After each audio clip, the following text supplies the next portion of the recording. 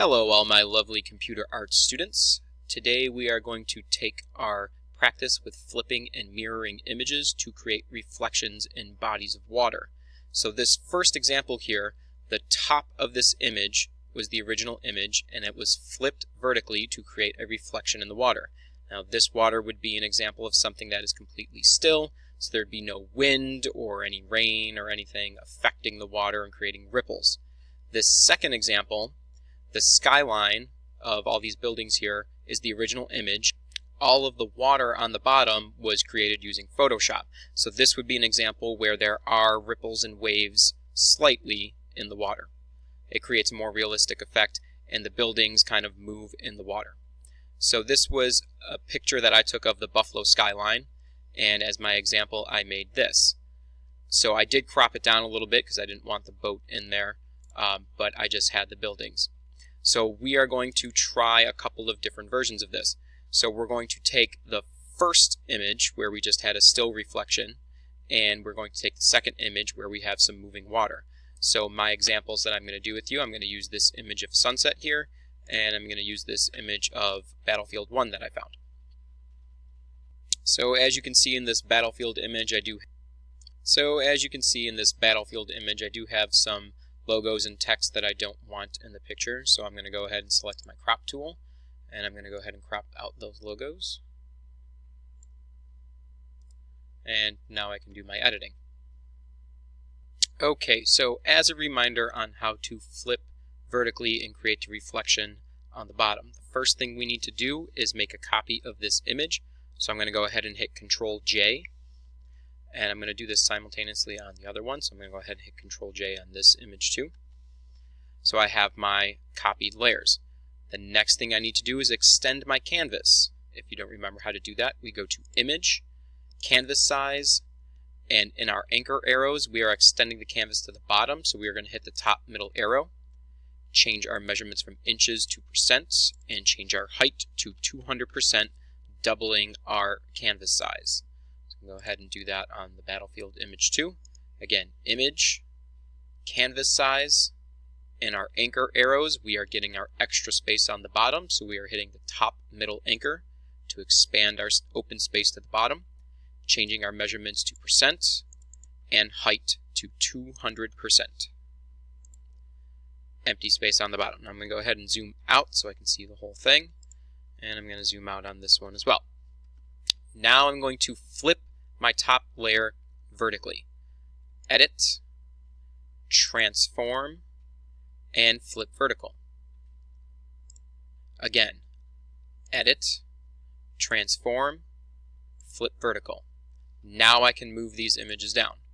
So I can select my Move tool and drag my top copied layer down to create the reflection. Now when I move them down, this one doesn't have the line in the middle, so that's good, but this one had that white line dividing in the middle. I don't really like that line, so what I'm going to do is just slightly move it back up and get rid of that line. And I'm going to go ahead and select my Burn tool. And I'm going to create a light little shadow in between my layers here. So if this is a reflection of the body of water, I'm just casting a shadow where the water meets the ground there. Okay, now I have this empty space down here, so for this image I'm going to go ahead and crop that out. And then I'm good to go there. Let's go back to our sunset picture. Now this one would be like a crystal clear reflection because I don't even see where that divides there. If I wanted to, I could do the same thing and select my Burn tool, and I might make that a little bit smaller. Right along that edge there on both layers, so I get the top and bottom. Just casting a little shadow to kind of give a little definition of where the reflection ends in the water. Alright, so at this point in the process, I'm going to save both of these images. So I'm going to go to File, Save As, and I'm going to make sure I select my format as a JPEG. Now I'm going to name this one Still Reflection 1. and I will name my other file Still Reflection 2. If you have not done so, you need to create a folder in your home drive and name it Reflections. I already have my folder, so I'm going to go ahead and save this picture in there. When this comes up, if you want your quality at maximum, you can select OK. And I'm going to go ahead and save this one as well.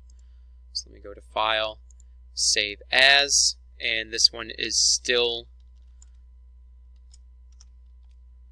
Reflection 1, since I did Still Reflection 2 for the other one. And change it to a JPEG, and go ahead and click Save. So now I have those files saved, but I can continue editing these.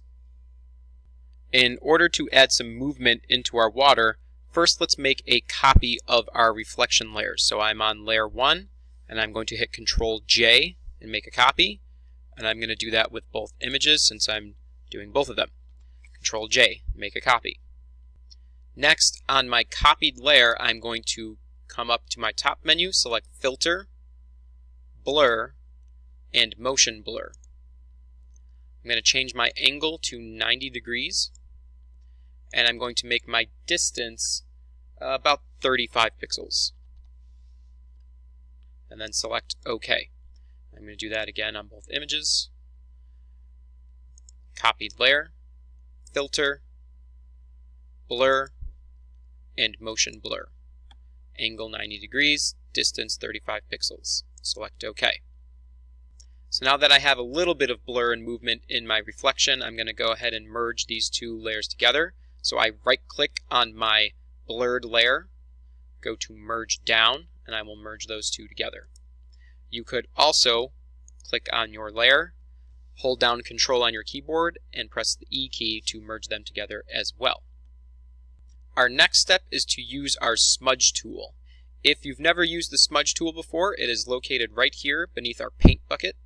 Now mine is open. It looks like a hand with a pointed finger. If yours is not open, then click and hold on that tool. You might have your blur tool or your sharpen tool, but let's select the smudge tool. I'm going to select a medium brush size, which is about 100, and my hardness is going to be 0. Make sure the normal mode is selected, and your strength about 10%. So now when I come over here with my smudge tool, if I click and hold and I drag over some of the image in here back and forth, I will create a little bit of distortion in the water through my reflection. So you can see everything's kind of moving over a little bit. Makes it look like the water is moving back and forth. So this is more personal preference. You can do more, you can do less, but I'm again going to do it to both of my images. Click and hold, drag back and forth, and you will distort the image. Make that water move. Almost done. Now if you increase the strength or you increase the brush size or decrease the brush size, your effect will be different. Okay. Now to create some ripples in the water. We are going to create a new layer. So one easy way to do that is to press the button that looks like a turning page right next to our trash can. That is the Create a New Layer button. So I'm going to go ahead and select that. And I will do that on my other image as well. The first thing we're going to do to this new layer is fill it with white. There's a couple of ways to do that. The way I'm going to do it is to select my paint bucket, and I'm going to make sure my color is white. And since white is now my background color, I'm going to select these two arrows so I can switch it to my background. Now, since I'm selected on this layer, if I come over here with my paint bucket, I will turn all that white. I'm going to do that over here as well. So next we're going to add some noise to these layers. So we're going to come up to Filter and go down to Noise and Add Noise. We're going to make our amount 400% if it's not already on 400%. We're going to choose Gaussian Distribution and Monochromatic. Click OK. And I'm going to do that to my other layer. Again, Filter, Noise, and Add Noise. All of my settings are the same, so I'm going to head and click OK. Now we're going to spread out the white noise that we have here. So with the same layer selected, we're going to go to Filter, Blur, and Motion Blur. I'm going to change my angle to 0, so it's flat, and I'm going to make my pixels about 50. Select OK, and I'm going to do that to my other one. So again, filter, blur, motion blur, and 0 angle, distance 50 pixels. To increase the contrast of this and spread out the effect further, I'm going to open up levels by pressing Control and L on my keyboard. I'm going to make my black level about 150, my gray level 1.5, and my white level 210. Click OK, and I'm going to do that to my other one as well. Again, to open up levels, hold down Control, press L on your keyboard. We're going to make black 150, gray 1.5, and the white 210. As you can see, we already spread it out. The next thing I'm going to do is make a copy of this layer. So I'm going to go ahead and hold down Control on my keyboard, press the J key, and hold down Control, press the J key. Now I am missing the top section of my reflection, so I'm going to go all the way back to my background layer, and I'm going to click off of these eyeballs so I can just see my background. To make a selection of this, I'm going to select my square marquee tool, make a selection, and click Control J. That gives me just that top part, and I'm going to move that all the way up top. So again, so you can see that, I'm going to click off the visible parts of this layer, click on my background layer with my marquee tool selected. I'm going to make my selection, hold down Control, and click J on my keyboard. Move this layer up to the top, and now I can make everything visible again. And I'll make everything visible on here. Now I can see my reflection over where our ripples will be. Okay, these last couple of steps will finalize our details and make our image visible through this black and white noise here. So first thing we're going to do is we are going to invert the colors on this second layer copy. To do that, I can hold down Control and press I. It's going to change it from mostly black to mostly white. The main thing this does is allows us to create a shadow in the ripples. So with my Move tool selected and on this copied layer that we just inverted the colors, I'm going to press the down arrow twice. It's going to move our shadows down. So let's go do that on our other picture. Again, invert the colors, Control I, Move tool selected, press the down arrow twice. Now we're going to change some opacity.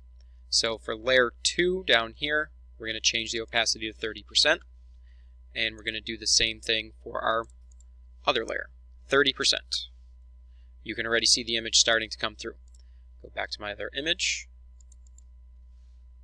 30%, and 30%. You can start to see the image come through.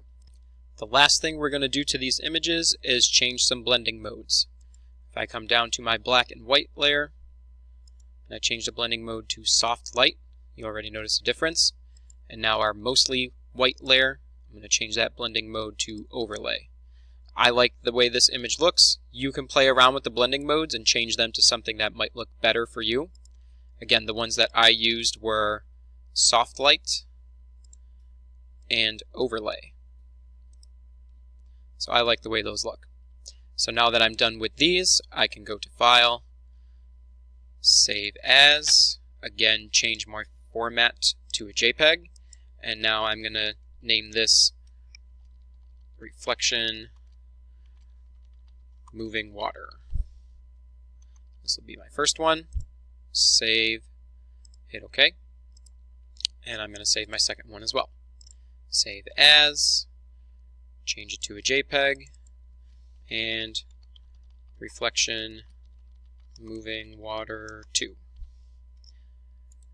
So you will have a total of 4 images that you will submit on Google Classroom for this assignment, and then we are all done.